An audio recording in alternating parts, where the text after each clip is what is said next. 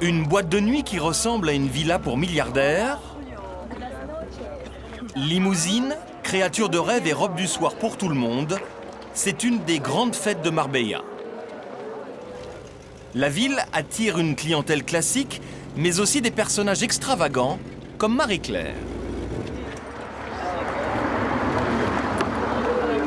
Hola, ¿qué tal?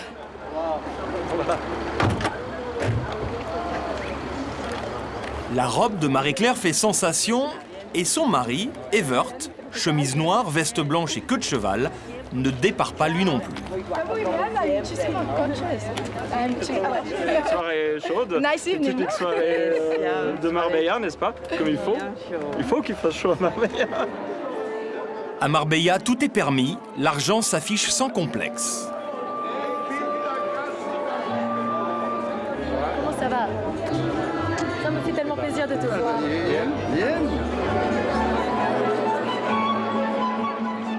Tous les goûts s'entremêlent.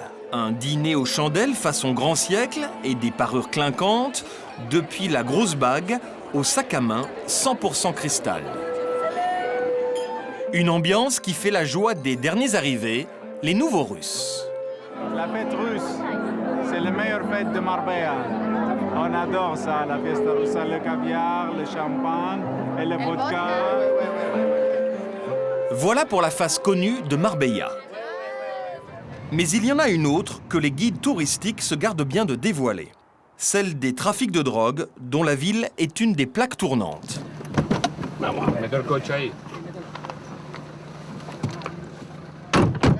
¿Hay aquí algún problema? ¿Hay aquí algún problema? ¿Qué hay? Dans leurs interpellations un peu au hasard, les policiers tombent à chaque fois sur un éventail de stupéfiants plutôt large, hashish, mais aussi cocaïne ou encore héroïne.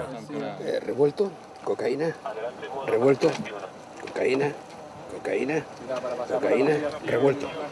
En France, avec une telle quantité de drogue, l'homme risque d'être placé en garde à vue. Mais en Espagne, la loi est plus clémente pour les consommateurs.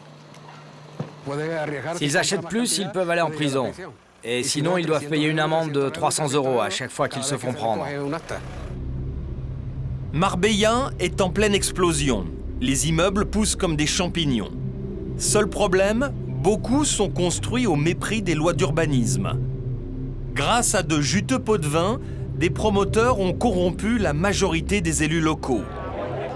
Les habitants de Marbella sont écœurés. Ils ont tout volé et ils sont tous en liberté.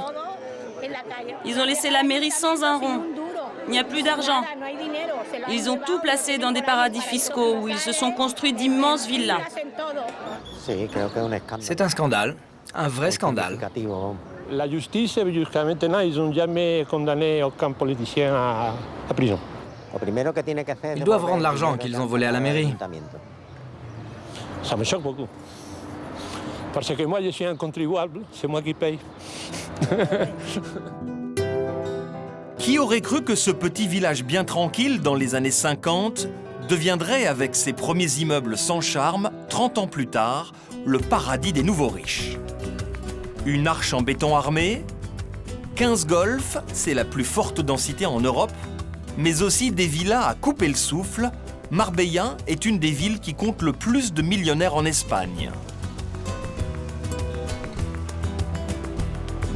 Son port de luxe n'a rien à envier à ceux de la Côte d'Azur. Une réussite qui fait rêver, sauf qu'elle a été en partie financée par de l'argent sale. Derrière les palmiers et le sable chaud, la justice espagnole a lancé une grande opération de nettoyage. Tout Marbella ne parle que de ça. En Espagne, le bétonnage et la corruption n'ont pas commencé à Marbella. Toute la Costa del Sol s'est développée grâce au tourisme pas cher. Comme ici, à Torremolinos, 40 km plus à l'est. Cette station balnéaire s'est spécialisée dans les hôtels-clubs. Ils sont légion et proposent des semaines à partir de 500 € par personne, tout compris.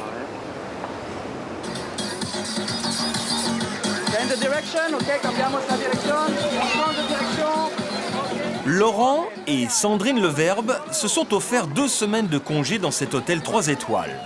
Un peu d'aquagym et beaucoup de farniente, Un programme idéal pour cette famille originaire du nord de la France. Et c'est quoi l'objectif des vacances? Repos, soleil, la décontraction, profiter. C'est notre priorité. Après la piscine du matin et une bonne douche, direction le restaurant de l'hôtel. Car la famille est en pension complète. Des vacances de rêve qu'ils attendent depuis longtemps. Pendant 8 ans, j'ai économisé, on avait mis, pas une somme dérisoire, 300 francs, enfin en francs, sont là, par mois.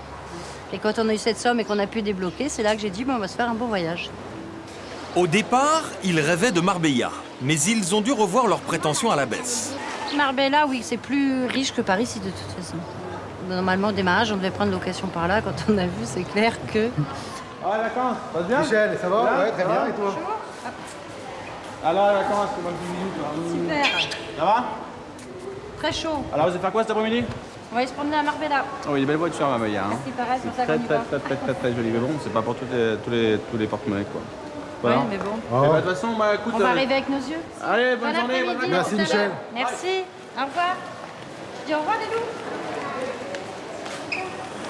À défaut d'un séjour complet à Marbella, ils vont donc s'offrir une journée dans la ville des milliardaires. Normalement, ça va être celui-là. Ah bah, elle est marquée dessus, Marbella. Tout est prévu. Une noria de car fait la navette régulièrement entre Torremolinos, ouverte à tous, et Marbella, la Select.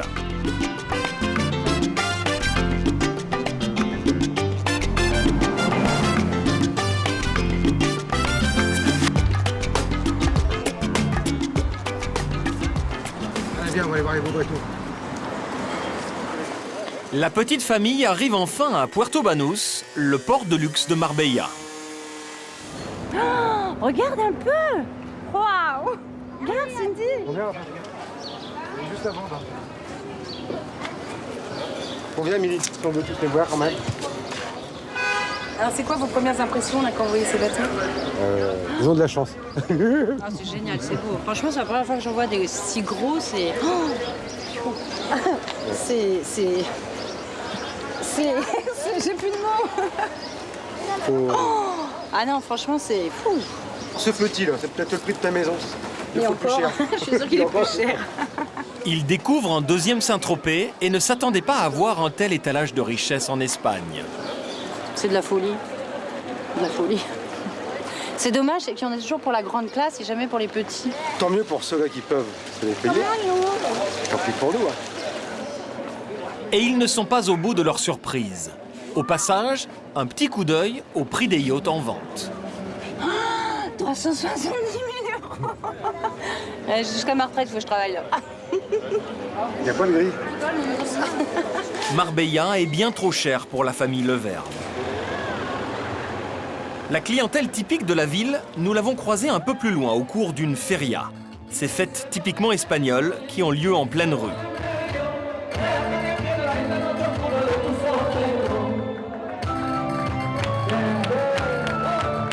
Au milieu des traditionnelles danseuses andalouses, voici le baron et la baronne Leeuwe van Adwaard.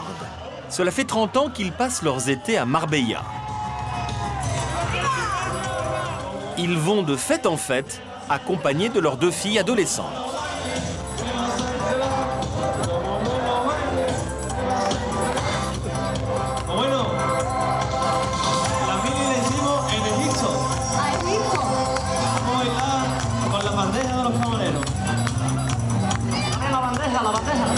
Qu'est-ce qui vous plaît à Marbella alors? Qu'est-ce qui nous plaît à Marbella? Bah écoute, la fête, l'ambiance... C'est le peuple c'est aussi un bain de foule sympathique. Bah oui, On sent le pays. effectivement, comme ça on sent vraiment l'ambiance de Marbella, effectivement. Il n'y a pas des jours où vous en avez marre de faire la fête? On en a marre de travailler, on en a marre de tas de choses, mais pas de faire la fête. Hein. Ah non. Ça c'est Ah non, marre de faire la fête, c'est terrible ça, c'est Quand terrible. vous êtes à Marbella, vous travaillez ou jamais? Ah, travailler, c'est quoi ça? C'est une insulte? C'est quoi ça? pas très bien ce concept. Ces aristos au look gothique ne travaillent pas. Ce sont des héritiers qui vivent de leur rente. Comme beaucoup de riches familles, ils partagent leur temps entre la Suisse, Madrid et la côte andalouse. Marbella a tout fait pour attirer les privilégiés comme eux. L'idée géniale, c'est d'avoir créé Puerto Banús, le port construit il y a 40 ans par un promoteur immobilier réservé aux yachts de luxe. Depuis, il draine une clientèle de nouveaux riches qui peut étaler sans complexe sa fortune. Exemple avec Perla. Cette franco-libanaise, mariée à un Français PDG d'une chaîne de restaurants, s'adonne à son plaisir favori, acheter des vêtements de luxe. N'importe où ailleurs, Perla serait excentrique. Ici, elle se fond dans le paysage. Nous avons de la chance à Marbella, en tout cas à Puerto Banús, d'avoir les plus belles boutiques que l'on puisse rêver quelque part. Par exemple, nous avons la bijouterie Bulgari, nous avons Dolce & Gabbana, D&G, nous avons également la boutique Dior, Hermès. Une bonne trentaine de marques de luxe jalonnent la promenade de ce port privé pour une clientèle qui dépense sans compter. Et c'est quoi votre budget mensuel à peu près Vraiment Je ne peux pas vous le dire.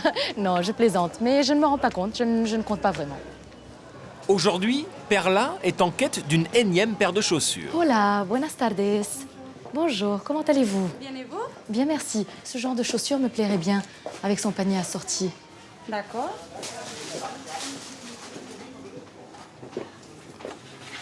Comment va la taille? Je pense que la taille va très bien et elles ont l'air très confortables, comme j'aime. Très joli. Un confort à prix fort, 455 € la paire. Je vais vous montrer aussi le prix sac. Oui, s'il vous plaît. Voilà. 630 € le panier assorti. Merci, c'est merveilleux. Un total de 1085 € pour l'ensemble. Mais sur le port, le prix n'a aucune importance. Elles viennent, elles ont un coup de foudre et puis elles vous demandent le prix au final, mais en général, elles ne regardent pas, elles ne demandent pas. Parce qu'elles sont habituées, elles savent très bien que ça va être à partir de 400 €. Moins cher, elles n'ont pas l'habitude, je crois. Alors pourquoi pas une deuxième paire? Très joli, très confortable aussi. Ah, elles sont magnifiques, ces chaussures. Ah, j'aimerais bien voir peut-être ce sac. J'allais vous le proposer. Oui, merci. Vraiment très, très joli. 1250 € pour ce sac de marque anglaise. Vraiment pas facile à porter. C'est pas très discret comme sac. À Marbella, vous passez plus inaperçu avec un sac comme ça que si vous avez un sac normal. Absolument. Parce que c'est plus... Tout à fait. Exactement, non? C'est On vrai. peut tout se permettre ici, en fait. On peut tout se Tout. permettre. Tout ce que vous ne faites pas ailleurs, vous le faites ici. Absolument. Je reviendrai, bien entendu. Plaisir, madame, au revoir. Au revoir. Gracias, hasta luego. C'est ce genre de clientèle qui a fait la fortune de la ville, même si l'argent qui coule à flot va finir par poser quelques problèmes. Le scandale viendra de l'incroyable boom immobilier, car les flambeurs de la Costa del Sol se sont tous offerts des villas hors normes. Cristina Zekeli règne depuis 30 ans sur l'immobilier de Marbella. Elle en connaît tous les secrets grâce aux 8 agences qu'elle possède en Espagne. Ses clients rêvent d'habiter sur les hauteurs de la ville, un peu à l'écart, avec vue imprenable sur la mer. Alors les promoteurs ont construit un domaine réservé aux plus fortunés, la Zagaleta. À l'entrée, il faut montrer patte blanche. Même Cristina, qui vient très souvent, doit décliner son identité. Ah, está ahí. Mi nombre es Cristina Zekeli. Sí. Qu'ils soient anglais, allemands, belges ou russes, tous jouent des coudes pour avoir leur demeure ici. Pas de villa à moins de 4 millions d'euros, mais la certitude de vivre entre soi sans être gêné par les voisins. Chaque propriété est aussi vaste qu'un hameau. Nous arrivons dans une villa que Cristina est chargée de vendre. À Marbella, le sport national, c'est de déménager tous les 2 ou 3 ans pour avoir le plaisir de se faire construire une nouvelle demeure. La propriétaire des lieux va se séparer de son bien, construit il y a seulement 3 ans. Elle est en plein divorce et ne souhaite donc pas être filmée. Bonjour. Contente de te voir. Oui, il y a Bonjour. longtemps. On va rentrer ici par cette jolie porte, c'est la double porte. C'est une porte Swarovski avec un design très spécial. Il y a un monsieur à Marbella qui fait tout ça, qui est vraiment un génie. À Marbella, les villas doivent être richement décorées. Il faut que ça se voie. Quand je sors ici, mon cœur bat. C'est un endroit tellement beau. C'est vraiment la grande magie. Mon cœur, il bat quand j'arrive à la Sagaleta. C'est un des peu endroits que vraiment ça m'excite. Ça m'excite parce que l'air est tellement spécial ici. Et la maison, elle fait combien de mètres carrés? La maison, c'est grand, c'est 1500 mètres carrés. Il y a 5200 mètres carrés de parcelles et 1500 construites. Un minimum pour organiser les réceptions mondaines qui se déroulent ici chaque été. Voilà, je traverse la salle à manger et je vais vers le salon. Et qu'est-ce qui est très bien fait ici, l'architecture est tout à fait en équilibre parce que tu as le grand salon ici et à chaque côté, tu as une salle. Là, tu as le petit salon et l'autre côté, tu as la salle à manger. La villa est conçue pour accueillir de nombreux invités. Comme dans toute bonne maison, chacune des 5 suites de l'étage est équipée d'une salle de bain particulière. C'est un peu le genre de salle de bain qu'on a dans les maisons de luxe. Tu as la grande jacuzzi, tu as la douche qui est séparée, tu as les toilettes qui sont à côté, tu as les 2 lavabos. C'est vraiment un endroit très agréable. Je pense qu'on peut rester ici quelques heures pour se soigner, pour être bien. La grande richesse de Marbella, la voilà. Des terrains à perte de vue et surtout, à l'origine pas cher, comparé à la Côte d'Azur où tout est construit et déjà hors de prix. Mais aujourd'hui, la Costa del Sol est en voie de rattraper les tarifs français. Cette villa est à vendre 7 millions d'euros, dont environ 300 000 euros de commission pour l'agence de Cristina. Mais la bulle immobilière a fini par exploser. Promoteurs, constructeurs et élus de Marbella se sont entendus pour bétonner la région en toute impunité. Après les villas pour riches, des immeubles en pleine campagne. Normalement, le plan d'urbanisme interdit de telles constructions. Mais pour que les élus ne s'y opposent pas, les promoteurs les auraient arrosés de pots de vin pendant plus de 15 ans. Et l'année dernière, la justice a décidé d'intervenir. Bonsoir. À Marbella, le fléau de la corruption prend une telle ampleur que le Conseil régional d'Andalousie va demander mardi prochain au gouvernement la dissolution du conseil municipal de la ville. Stupeur dans toute l'Espagne. Ce 29 mars 2006, la police anticorruption vient de lancer un coup de filet sans précédent à la mairie de Marbella. Simultanément, dans toute la ville, 29 personnes sont arrêtées. Devant les caméras, Marisol Yagüe, maire de Marbella, est placée en garde à vue, sous les hurlements des habitants en colère.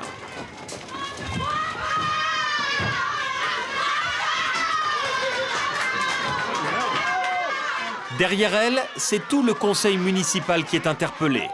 La justice les soupçonne de malversation, de détournement de fonds publics, de trafic d'influence. 21 mai 2007, un an d'instruction plus tard, audience capitale au tribunal de Malaga. Les grands médias espagnols ont tous fait le déplacement pour voir les corrupteurs présumés. La tension monte.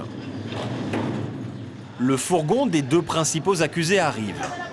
Ils sont en prison depuis plus d'1 an, car le juge craint qu'ils ne détruisent les preuves et fuient vers l'étranger. Des personnages hauts en couleur, typiques de la saga Marbella. Le premier, à droite, c'est l'ancien responsable de l'urbanisme de Marbella. Juan Antonio Roca, un amateur de safari qui a brassé tellement d'argent qu'il serait à la tête de la 4e fortune d'Espagne. La police a saisi dans son immense domaine des armes de collection, des voitures de luxe et des tableaux, dont un Miro. Son complice présumé, c'est Julián Muñoz, un ancien maire de la ville de 2002 à 2003. Il est mis en cause dans plus de 80 affaires immobilières douteuses. La plus spectaculaire, cet immeuble en plein cœur de la ville.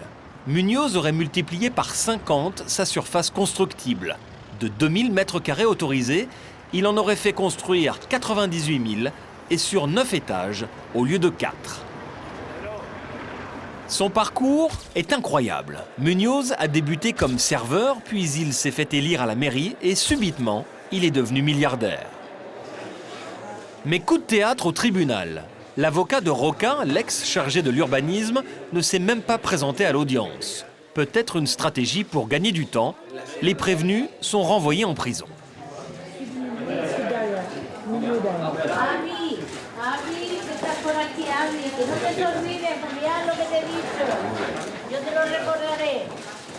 Devant les deux hommes, les habitants ne décolèrent pas. Pour sa défense, Roca affirme avoir gagné ses millions à la loterie. Mais personne n'y croit, à commencer par les journalistes locaux. Roca affirme qu'au cours des 15 dernières années, il aurait gagné à la loterie 80 fois. Rien que l'année dernière, il aurait gagné entre 6 et 8 fois. C'est une méthode bien connue pour blanchir de l'argent. Il faut trouver quelqu'un qui a un billet de loterie gagnant, par exemple 100 000 euros. Celui qui a de l'argent sale lui rachète son billet 120 000 euros. Ainsi, il peut blanchir 100 000 euros. Personne ne peut croire que Roca a gagné à la loterie 80 fois en 15 ans. Impossible. Moi, je ne joue pas beaucoup, mais je n'ai jamais gagné. C'est Roca qui t'a pris ton billet. Ouais, c'est ça, ouais, c'est Roca qui l'a pris. Le procès est reporté.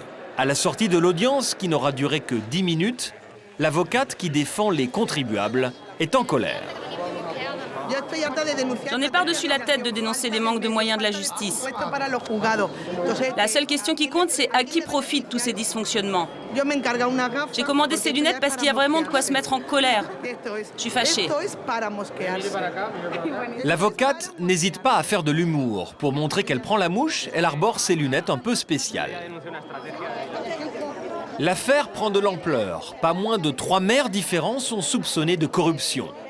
Marisol Yagüe, qui était à la tête de la mairie au moment du coup de filet, a été remise en liberté contre une caution de 60 000 euros en attendant son procès.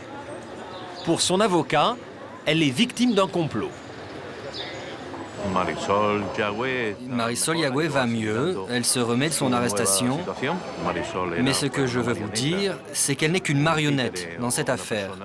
Je ne dis pas qu'elle a été manipulée par M. Roca, mais qu'elle a été victime du système qui régnait à la mairie à cette époque-là. L'avocate des contribuables lutte depuis des années contre ce système mafieux, mais elle semble fataliste. C'est comme ça la justice en Espagne. Elle ressemble plus à une justice africaine qu'européenne. C'est toujours comme ça. Si vous êtes un petit délinquant, la justice vous tombera dessus. Mais si vous êtes un délinquant en col blanc, les choses se passent autrement. Il faut qu'en Europe, les gens sachent qu'ici, tout a été permis.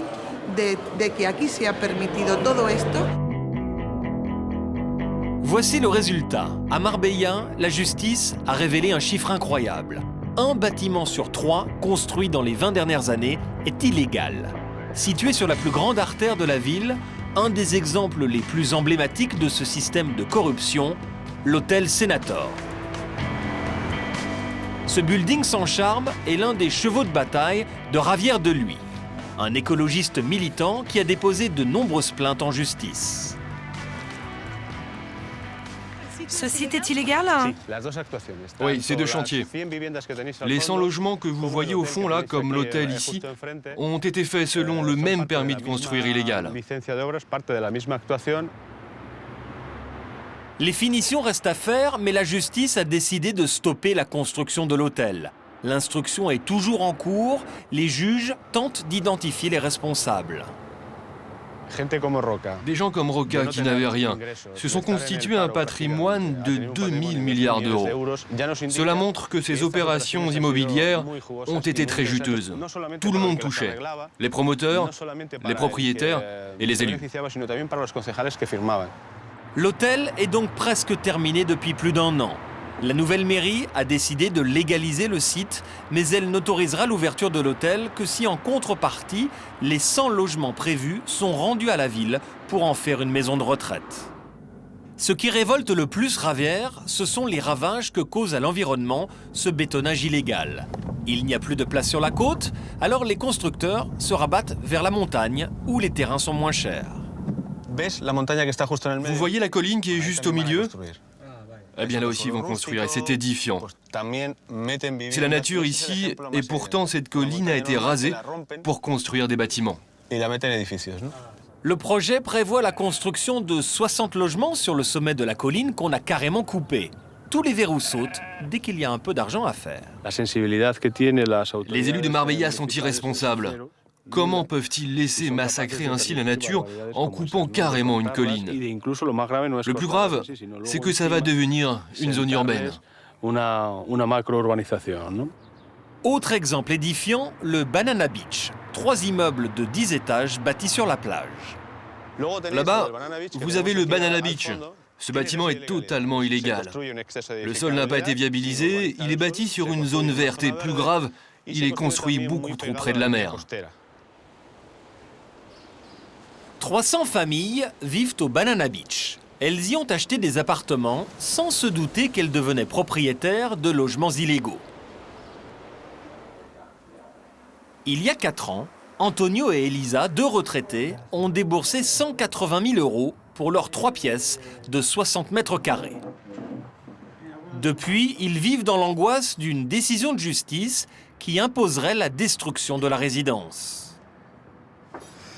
Nous, on a acheté normalement, on a acheté de bonne foi. Nous avons mis toutes nos économies de toute la vie dans cet appartement.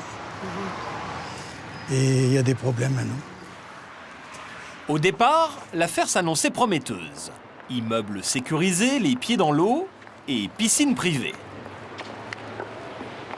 Mais depuis qu'il a été déclaré illégal, les appartements ne valent plus grand-chose et les promoteurs sont loin. L'argent est caché dans des paradis fiscaux et c'est nous les pauvres malheureux qu'on va jeter à la rue.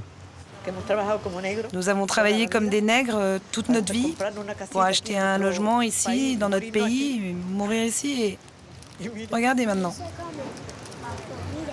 Je suis malade, c'est vrai, et il y a plein de retraités comme moi ici, victimes. Même les plus jeunes sont inquiets. Car ils ne sont pas tous seuls dans cette galère. Les 300 propriétaires ont le moral à zéro. Je suis malade, je vois un psychologue. Je souffre d'une dépression, j'ai perdu l'appétit, je n'arrive plus à dormir. En fait, je vis parce qu'il faut bien que je vive. Ces propriétaires ne peuvent même pas vendre leurs biens immobiliers, mais ils n'ont pas l'intention de payer les pots cassés. En fait, la justice a pris Marbella comme bouc émissaire et veut en faire un exemple pour tout le pays. Dans toutes les mairies en Espagne, c'est pareil. Mais ils ont pris Marbella comme exemple. Jusqu'ici, on était sur la défensive, mais c'était une erreur. Maintenant, nous allons passer à l'attaque. Nous, on va prendre un avocat, et nous avons un avocat d'ailleurs, nous allons lutter, nous allons faire des manifestations, nous allons par tous les moyens éviter qu'on nous démolisse nos maisons. Regonflés par cette discussion, Antonio et Elisa espèrent pouvoir enfin prendre le temps de vivre. C'est quoi votre retraite rêvée alors? Eh bien, vivre ici tranquille à Banana Beach et pouvoir mourir en paix ici. Si on nous laisse tranquille, j'achèterai une canne à pêche et je pêcherai là, vous voyez. Je pêcherai là, au bord de la mer. Si on nous laisse tranquille. Le bétonnage lié à la corruption a aussi défiguré le littoral. Si les plages privées, refuges des nouveaux riches, sont soignées, les plages publiques, elles, ne font plus rêver. L'urbanisme galopant les a transformées en poubelles. C'est sur ce terrain que l'avocate qui s'est attaquée aux anciens élus Roca et Muñoz a décidé de poursuivre le combat. L'Espagne a fait le choix d'un tourisme de qualité. On vend le soleil et les plages, mais c'est un mensonge, une escroquerie. Regardez nos plages. Le réseau d'assainissement de la ville arrive ici. Imaginez ce qui se produit quand ce tuyau se brise dans l'eau, en particulier en hiver, quand les fortes vagues parviennent à tout casser. Alors il faut le dire clairement, la merde se déverse directement dans la mer. Mais à Marbella, même ce littoral abîmé vaut de l'or. Par exemple, cette villa, construite sur ce coin de plage pourtant peu soigné. Elle a été achetée par un des acteurs les plus en vue d'Hollywood, originaire du coin, Antonio Banderas. Seul problème, en lieu et place de cette magnifique propriété, le plan d'urbanisme de la ville avait prévu une station d'épuration. Mais c'est bien sûr moins glamour qu'une star américaine. Voilà pourquoi la plage publique est aussi sale.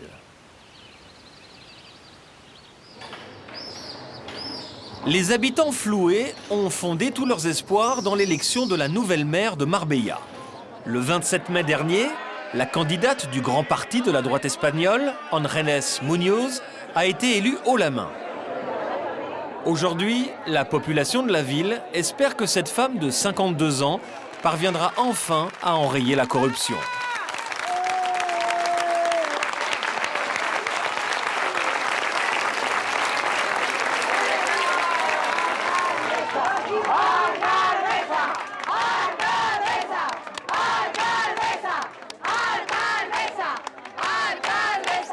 Je suis super contente, très contente. Parce qu'elle est humble, c'est une battante. Et elle fera super bien son travail. Marbella avait besoin d'un changement très rapide. C'est pourquoi nous avons besoin de María Ángeles Muñoz. C'est quelqu'un de simple, une femme du peuple. Car Marbella, ce n'est pas seulement la jet set et les voleurs. C'est aussi des gens comme nous qui travaillons. J'espère qu'elle fera bien son travail. C'est dans son intérêt qu'elle ne fasse pas que du blabla. Sinon, je lui tape sur la tête. Un énorme chantier attend la nouvelle élue à la tête de la ville. Nous allons légaliser la majorité des logements qui étaient en situation irrégulière par le biais d'un mécanisme simple de compensation. Les promoteurs et les constructeurs immobiliers vont aider la ville en lui offrant d'autres terrains et en apportant une aide financière pour de nouvelles infrastructures. Ainsi, Marbella pourra rattraper le temps perdu et aura enfin un développement urbain digne de ce nom. Mais le problème ne sera pas complètement réglé tant que les autorités ne se seront pas sérieusement attaquées à l'autre fléau de la Costa del Sol, le trafic de drogue. L'été à Puerto Banús, le tout marbellien se retrouve pour faire la fête. Les boîtes de nuit ne désemplissent pas jusqu'à l'aube. Jeunesse dorée, touristes et saisonniers se dopent avec un cocktail explosif, alcool et drogue.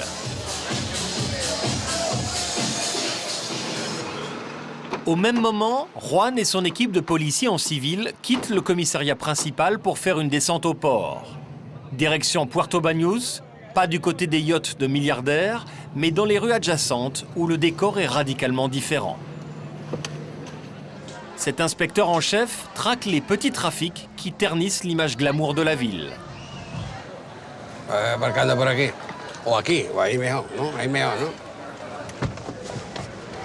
Depuis 25 ans qu'il sillonne la ville toutes les nuits, Juan connaît les dessous de ce quartier comme sa poche. Avec ses collègues, ils entrent directement dans ce bar car ils savent que c'est un lieu de petit trafic. Hola. Bonsoir, c'est la police. Vous avez vos papiers, s'il vous plaît? Vous avez de la drogue sur vous? Non, non. Levez-vous, s'il vous plaît, et approchez-vous du billard. Les policiers vident les poches des clients. Regarde la petite poche aussi. Ce monsieur a un demi-gramme de cocaïne, un quart de gramme de cocaïne et un morceau d'hachiche. Ce client n'est pas le seul à avoir de la drogue sur lui pour faire la fête toute la nuit. La fouille continue. Deuxième prise au bout de 10 minutes, 2 grammes de cocaïne. Mais des petits malins ont pu se débarrasser à temps de leur dose. C'est le cas de ce consommateur. Où est-ce que c'était ça? C'était là. Où? C'est pas à moi, je jure, c'est la vérité. Il y a 2 grammes dans le portefeuille. C'est pas possible, c'est pas possible. C'était par terre. Les 2 grammes de cocaïne lui appartiennent très certainement, mais les policiers les ont trouvés sur le sol et ne peuvent donc rien prouver. Pour cette fois, le client s'en sort bien, il fanfaronne. Je ne dis pas que je ne consomme pas ou que je n'ai pas consommé. J'ai l'âge de faire ce que je veux. Mais je te jure que je ne l'ai pas sorti de mon portefeuille. Si c'était le cas, je te le dirais. Je m'en fous. Où est-ce que vous achetez la drogue? Mais ici, je sais qu'il y en a partout. Vous achetez la drogue ici, à Puerto Banús même? Partout, ici, là. Il s'en vend beaucoup? Beaucoup. Trop. Ici, entre les prostituées et la drogue. Il serait donc très facile de se procurer de la drogue dure dans ce port pour milliardaires. Les policiers ont fouillé une dizaine de clients, mais n'ont mis la main que sur des consommateurs. Dans ce bar, nous avons contrôlé 5 ou 6 clients, avec chacun un demi à 1 gramme de cocaïne. Ce sont des petites quantités, ce sont donc tous des consommateurs. Mais il y en a forcément un qui les fournit ici. En nous voyant entrer, le dealer a dû s'enfuir. Juan décide alors d'aller sermonner le personnel du bar. Il y a de la drogue dans votre bar. Il faut que vous contrôliez mieux le personnel. Mais je suis toute seule. Je dis à ces gens de ne pas entrer, mais... Faites attention, je peux vous fermer le bar parce qu'on a trouvé de nombreux clients avec de la cocaïne. Et si on contrôle encore des clients avec de la cocaïne ici, on vous fera fermer. La préfecture de Malaga peut décider de fermer votre établissement. Mission terminée. Juan et ses collègues poursuivent leur tournée, mais dès la sortie du bar, une surprise les attend. Il y a une fille qui se sent mal. Il y a une fille qui se sent mal? L'ambulance est en route? Qui l'a confirmé? Ça fait 3 heures qu'on a appelé, mais ils ne viennent pas pour ces conneries-là.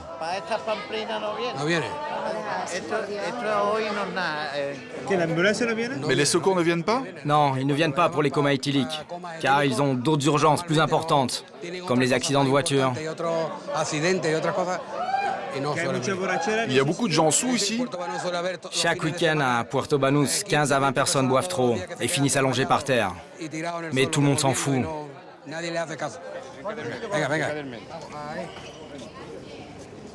La jeune femme en coma éthylique est emmenée par les policiers. Ils la transportent dans la rue pour attendre les secours.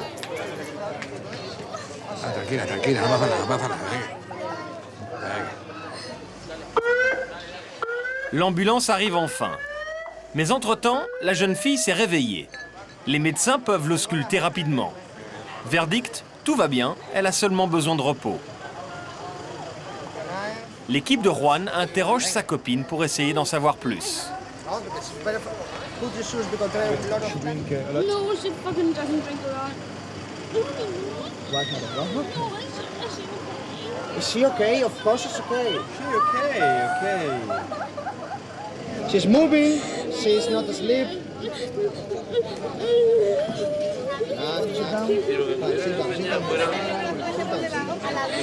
Sit down. S'apercevant qu'elle ne peut pas marcher, Juan demande à ses collègues en uniforme de la raccompagner chez elle, avec sa copine, bien imbibée elle aussi. Il est 5 heures du matin, Juan a fini sa tournée. C'est comme ça chaque été, son travail se complique pendant les vacances. En été, il y a beaucoup de touristes. La population est multipliée par 10 ou par 12. Ils viennent de tous les coins, des Anglais surtout, mais aussi des vacanciers du monde entier.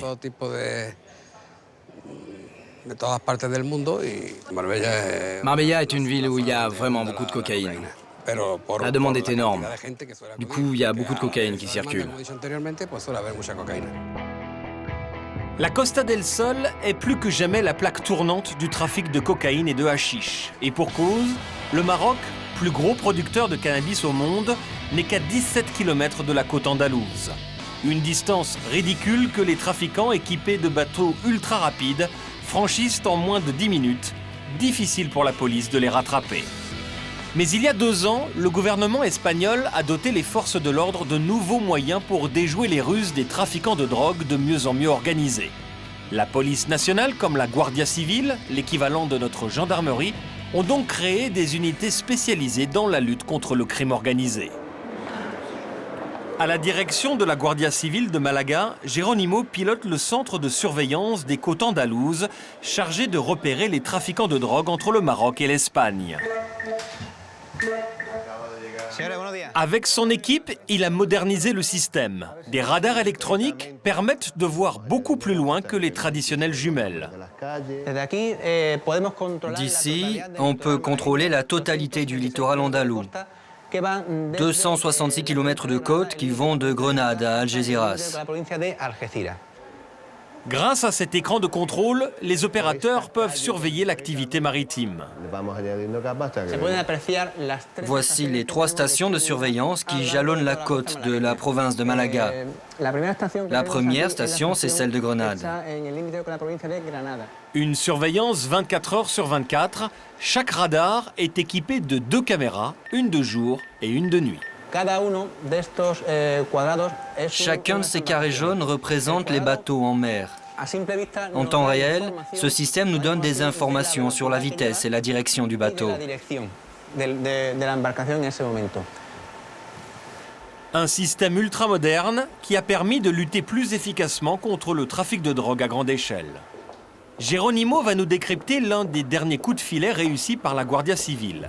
Ce sont les caméras à infrarouge du poste de contrôle qui ont permis d'identifier un bateau rempli de hashish. Ils ont pu repérer sa direction et deviner son point de chute. Le bateau se dirige vers son point de livraison, sur la côte d'Estepona. Nous avons décidé de ne pas arraisonner le bateau en mer, mais de l'attendre à terre pour arrêter les trafiquants et saisir la drogue. Le bateau arrive sur la plage et des hommes commencent à décharger les paquets.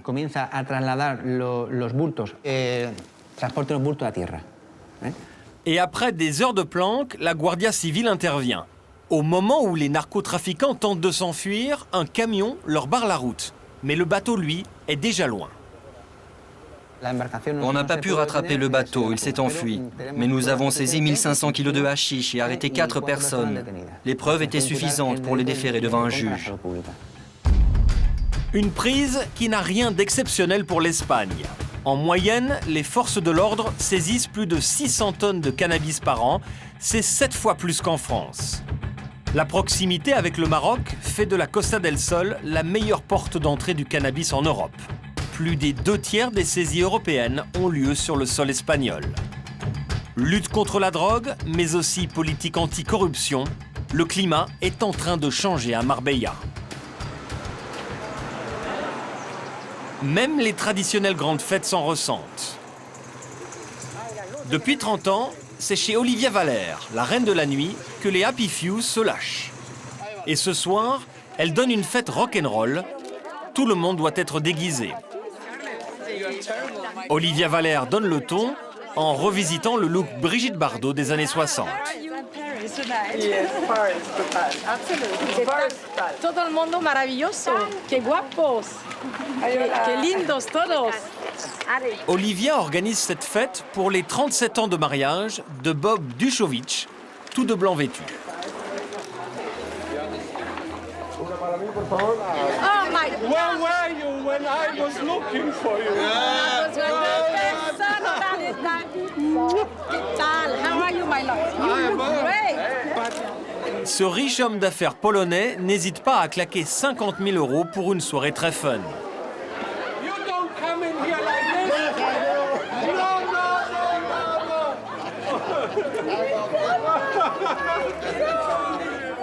Il est 22h, les 250 invités venus des 4 coins du monde arrivent. Ils ont tous joué le jeu des 60s, version John Lennon ou Elvis Presley. Je fais très attention à tous les détails parce que je suis très perfectionniste et toujours très stressée. Alors le sourire, c'est un sourire de façade parce qu'en vérité, au fond de moi, il y a le cœur qui bat, parce que jusqu'à ce que la soirée soit terminée et que tout le monde ait dîné et que tout se soit bien passé, j'ai toujours le trac. Et il y a de quoi. La jet set est exigeante, elle veut bien dîner mais surtout pouvoir danser entre chaque plat. C'est Christina, la reine de l'immobilier de la ville, qui ouvre le bal.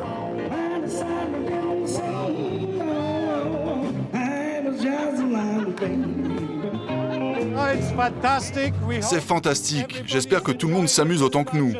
La musique, c'est celle de notre génération. Je suis sûr que les gens adorent. Et même la famille Leeuwen van Adwaard, au grand complet, ne manque jamais une occasion de se faire remarquer. Ils se présentent à la fête avec 2 bonnes heures de retard, mais ils sont tous les 4 sur leur 31.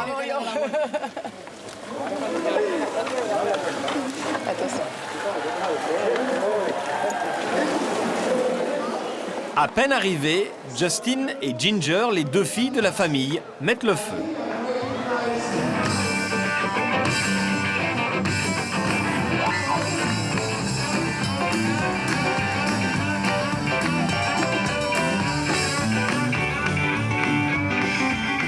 La fête bat son plein, tous les Elvis et toutes les Marilyn s'en donnent à cœur joie.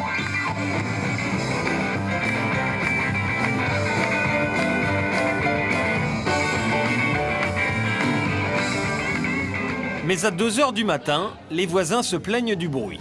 Olivia prévient ses clients, Bob Duchovich et sa femme, que la fête est finie. Il est furieux d'avoir dépensé 50 000 € pour une soirée qui se termine aussitôt. Au départ, tout s'est très bien passé. Je pense que tout le monde s'est amusé, la fête était formidable. Mais je pense que c'est la dernière que nous ferons à Marbella. Pourquoi? Parce qu'il n'y a plus d'atmosphère de fête à Marbella.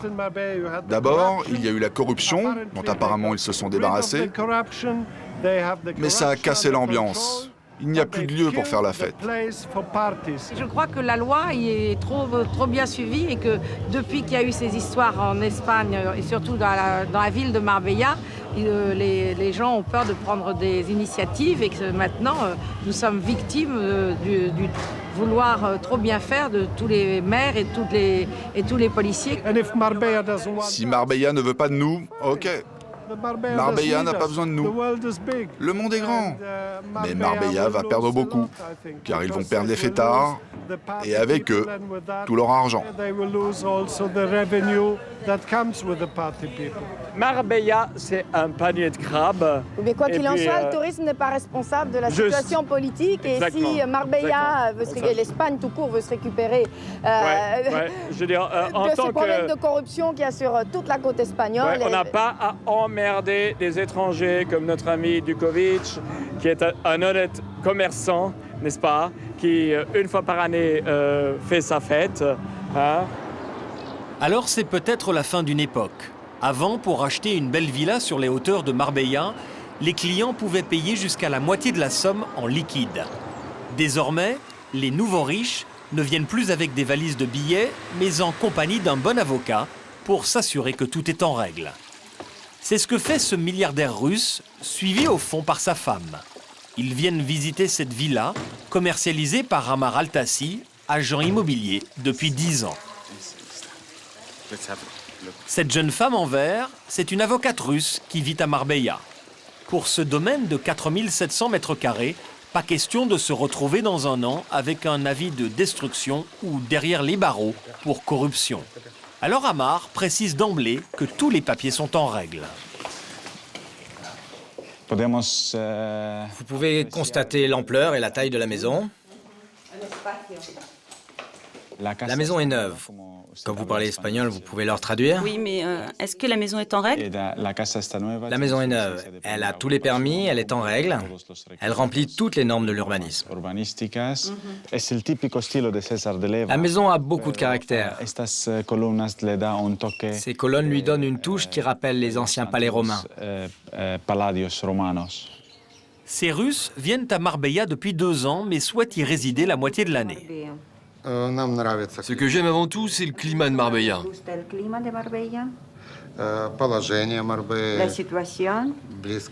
Ensuite, c'est la proximité avec l'Afrique. Ici se rejoignent 2 continents et 2 mers. On aime se rendre à Tarifa et à Gibraltar. Tout est à proximité. On aime aussi la ville elle-même. Et les gens de toutes les nationalités qui viennent du monde entier.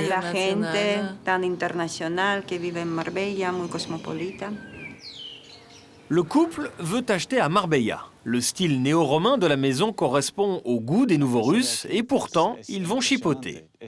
Il y a 2 ans, Amar aurait vendu cette maison en claquant des doigts. Maintenant, il rame.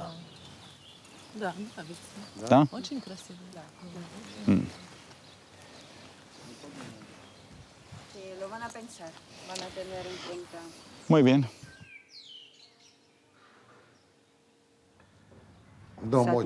La maison est très jolie, mais il y a un gros problème. Il n'y a pas de vue sur la mer. Et le prix est peut-être un peu trop élevé. Mais on reste intéressé. Pour Amar, l'agent immobilier, les temps ont vraiment changé à Marbella. Je crois que ce qui vient maintenant, ce sont des argents propres déjà. Des argents propres, des argents qui viennent de travail, de vrai travail. Et c'est beaucoup plus difficile d'acheter avec de l'argent sale. Quand on vend une maison à 10 millions d'euros, l'agent immobilier doit être garant de la provenance des fonds de l'acheteur. D'autant plus qu'avec l'affaire de la mairie de Marbella, le business n'est plus ce qu'il était. Les Anglais et les Irlandais représentent 70% de notre marché. Mais ils ont peur d'acheter aujourd'hui. Les 30 000 logements illégaux font vraiment peur aux gens. On travaille le double, on gagne la moitié. Donc on travaille 4 fois pour gagner la même chose qu'on gagnait il y a 2 années ou il y a 3 années. Alors Amar doit soigner d'autant plus ses clients. Pour vendre cette maison à 10 millions d'euros, il invite le couple de Russes dans la boîte de nuit la plus chic de la ville. Welcome to Marbella. Quelques pas de danse, de la vodka et du champagne haut de gamme. Le cocktail est parfait.